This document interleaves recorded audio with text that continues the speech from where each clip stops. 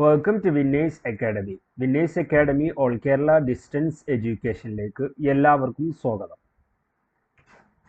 ഇന്ന് നമ്മൾ പറയുന്നത് NIOS SLC ബാച്ചിൻ്റെ സയൻസ് ആൻഡ് ടെക്നോളജി എന്നുള്ള സബ്ജക്റ്റാണ്. വളരെ സിമ്പിളായ സബ്ജക്റ്റുകളാണ്. ഈ ഒരു സബ്ജക്റ്റിൽ 7 മൊഡ്യൂളുകളായിട്ടാണ് ഉള്ളത്. അതിൽ ആദ്യത്തെ മൊഡ്യൂളാണ് മൊഡ്യൂൾ 1, അളവ് ശാസ്ത്രത്തിൽ എന്നുള്ളതാണ്. അളവ് ശാസ്ത്രത്തിൽ അളവ് എന്നുള്ളതിന് എങ്ങനെയാണ് നിർവചിക്കുന്നത്, അതിൻ്റെ മറ്റു കാര്യങ്ങളൊക്കെയാണ് ഒന്നാമത്തെ മൊഡ്യൂളിൽ. രണ്ടാമത്തെ മൊഡ്യൂളിൽ പദാർത്ഥം നമ്മുടെ ചുറ്റുപാടുകളിൽ എന്നുള്ളതാണ്. മൂന്നാമത്തെ മൊഡ്യൂള് ചലിക്കുന്ന വസ്തുക്കൾ, അവയെക്കുറിച്ചുള്ളതാണ് മൂന്നാമത്തെ മൊഡ്യൂളിൽ പറയുന്നത്. നാലാമത്തെ മൊഡ്യൂളിൽ എനർജിയെക്കുറിച്ച്, ഊർജത്തെക്കുറിച്ചാണ്, ഊർജത്തിൻ്റെ സ്രോതസ്സ്, അങ്ങനെയുള്ള മറ്റു കാര്യങ്ങളെക്കുറിച്ചാണ് നാലാമത്തെ മൊഡ്യൂളിൽ പറയുന്നത്. അഞ്ചാമത്തെ മൊഡ്യൂളിൽ ജീവജാലകങ്ങളുടെ വർഗീകരണം, അതിൻ്റെ ചരിത്രം, കോശങ്ങൾ, അതിൻ്റെ ടിഷ്യൂകൾ, ഇതിനെക്കുറിച്ചൊക്കെയാണ് അഞ്ചാമത്തെ മൊഡ്യൂളിൽ പറയുന്നത്. ആറാമത്തെ മൊഡ്യൂളിൽ പറയുന്നത് പ്രകൃതി വിഭവങ്ങൾ, പ്രകൃതിയിലെ ഓരോ വിഭവങ്ങൾ, ജലം, വായു, മറ്റു കാര്യങ്ങളെ കുറിച്ചൊക്കെയാണ്. ഏഴാമത് മനുഷ്യനും പരിസ്ഥിതിയും എങ്ങനെയാണ് ബന്ധപ്പെട്ടിരിക്കുന്നത്, ആരോഗ്യവും ശുചിത്വവും ഭക്ഷ്യോൽപാദനം തുടങ്ങിയിട്ടുള്ള മനുഷ്യൻ്റെയും പരിസ്ഥിതിയെ കുറിച്ച് പറയുന്ന കാര്യങ്ങളാണ്. എല്ലാതും സിമ്പിൾ കാര്യങ്ങളാണ്. ഫസ്റ്റ് ചാപ്റ്റർ നമുക്ക് നോക്കാം. മൊഡ്യൂൾ 1, അളവ് ശാസ്ത്രത്തിൽ എങ്ങനെയാണ് അളവിനെ കുറിച്ച് പറഞ്ഞത് എന്നൊക്കെയാണ് പറയാൻ പോകുന്നത് കേട്ടോ. മൊഡ്യൂൾ 1, അളവ് ശാസ്ത്രത്തിൽ അളവ് എന്ന് പറഞ്ഞാൽ എന്താണ്, അളവ് എങ്ങനെയാണ്, അളവിൻ്റെ സാങ്കേതിക വിദ്യകൾ, അളവ് ശാസ്ത്ര സാങ്കേതിക വിദ്യകളിൽ. അപ്പോൾ ശാസ്ത്ര സാങ്കേതിക വിദ്യകളിൽ അളവ് എന്നുള്ളത് എങ്ങനെയാണ് പറയുക എന്നുള്ളതാണ്.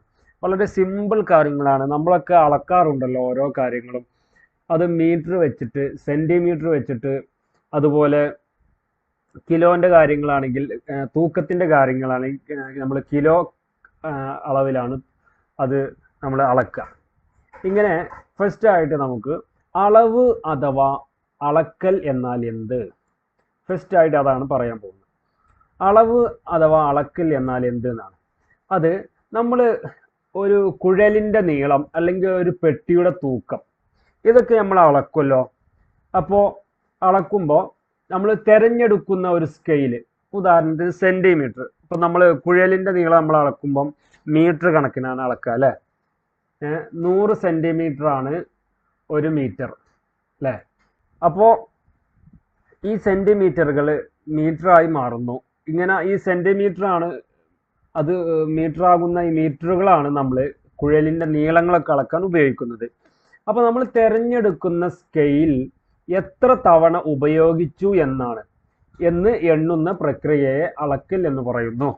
ഉദാഹരണത്തിന് ഒരു കുഴലിൻ്റെ നീളം 1 മീറ്റർ കുഴലാണ് എന്ന് വിചാരിക്കാം. ആ ഒരു കുഴലിനെ നമ്മൾ അളക്കുകയാണ്. അപ്പം നമ്മൾ സെൻറ്റിമീറ്റർ വെച്ചിട്ടാണ് നമ്മൾ അളക്കുന്നത്. അപ്പോൾ 50 സെൻറ്റിമീറ്ററുള്ള ഒരു കുഴലാണെന്നുണ്ടെങ്കിൽ നമ്മൾ സെൻറ്റിമീറ്റർ എന്നുള്ള സ്കെയിലാണ് എടുത്തിട്ടുള്ളതെങ്കിൽ ആ സെൻറ്റിമീറ്റർ എത്ര തവണ ഉപയോഗിച്ചു എന്നുള്ളതാണ്. അപ്പോൾ അത് 50 തവണ വന്നു അല്ലേ.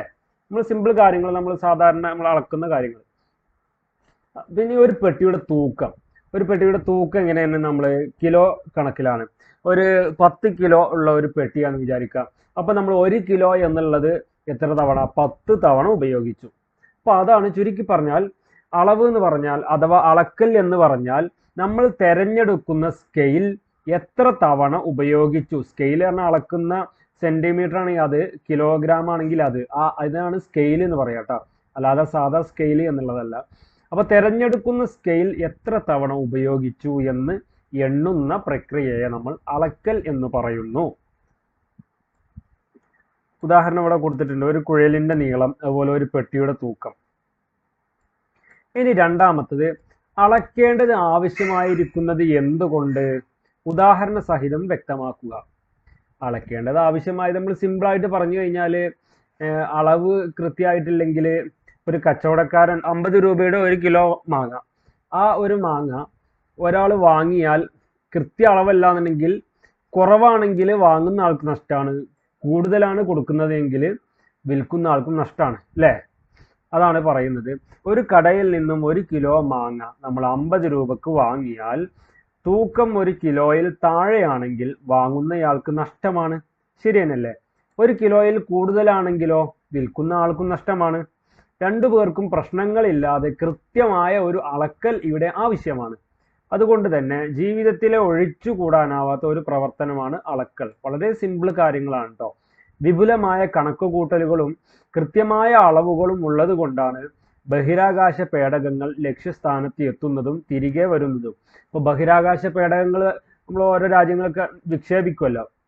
അപ്പോൾ അതൊക്കെ കൃത്യമായിട്ടുള്ള അളവ്, ഇന്ന സ്ഥലത്തെത്തുമ്പോൾ ഇന്ന എഞ്ചിൻ ഓൺ ആവണം, ഇന്ന സ്ഥലത്തെത്തുമ്പോൾ ഇന്ന സംഭവങ്ങൾ കത്തണം, ഇന്ന സ്ഥലത്തെത്തുമ്പോൾ ഇന്നത് പ്രവർത്തിക്കണം എന്നുള്ളത് കൃത്യമായിട്ട് നമ്മൾ ഇവിടുന്ന് അങ്ങോട്ട് വിക്ഷേപിക്കുകയാണ് കിലോമീറ്ററുകൾ ദൈർഘ്യമുള്ള സ്ഥലത്തേക്ക്.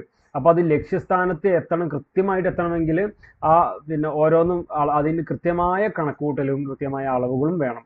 അതുകൊണ്ടാണ് ബഹിരാകാശ പേടകങ്ങൾ ലക്ഷ്യസ്ഥാനത്ത് എത്തുന്നത് അല്ലേ?